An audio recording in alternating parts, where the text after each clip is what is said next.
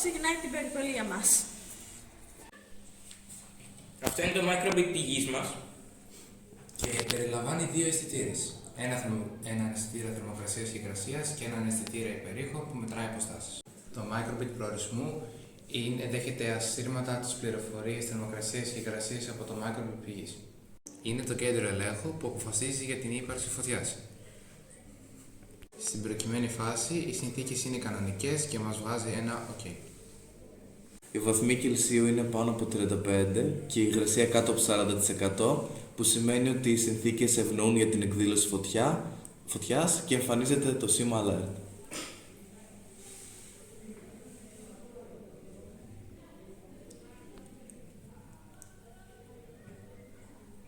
Η θερμοκρασία είναι πάνω από 40 βαθμοί Κελσίου και η υγρασία κάτω από 30%, οπότε σημαίνει ότι υπάρχει φωτιά και εμφανίζεται το σήμα fire. Όταν εκδηλώνεται φωτιά, κινείται η μάνικα και πετάει νερό και το ρομποτάκι κινείται λίγο μπροστά για να αποφύγει τη φωτιά.